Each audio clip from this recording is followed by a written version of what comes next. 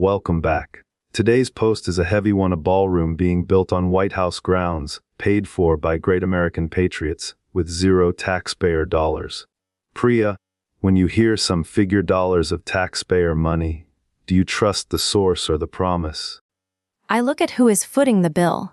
When private interests fund public infrastructure, the line between a national asset and a private club blurs instantly. Who gets to walk through that ballroom, and who gets locked out? That's the tension. He claims it's for great national security, but you're hearing a transaction. Let's pivot to the map he shared: new United States territory, over the Strait of Hormuz. That's not just construction, that's a geopolitical claim. It is a massive escalation. The Strait of Hormuz is a choke point for global energy. Treating it as new territory isn't just rhetoric, it's an act of war by administrative definition. Who pays the price when that territory gets contested? He also shared a post from Mark Thiessen about escorting over 1,000 ships through that same strait. Is that a deterrent, or just a way to normalize the presence of force in international waters? It normalizes militarization. When you frame military escorts as routine logistics, you desensitize people to the risk.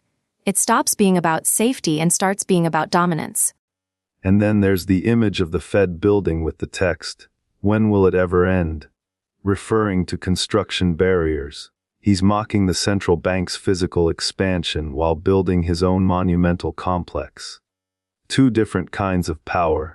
Exactly. One is institutional and bureaucratic, the other is personal and monumental. He's juxtaposing the faceless machine of finance with his own tangible, ahead of schedule legacy. It's a contest of visibility. Let's look at our tape for a second. Ethereum edged down 0.23%, 4nd percentile. Bitcoin edged down 0.04%, 12th percentile. Crypto is barely moving, yet the real-world stakes in his posts are sky high. Why the disconnect?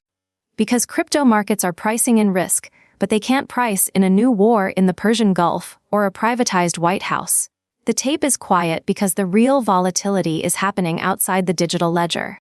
So the who knows how much dollars claim and the new territory map are really about shifting risk onto others, taxpayers, international actors, future generations.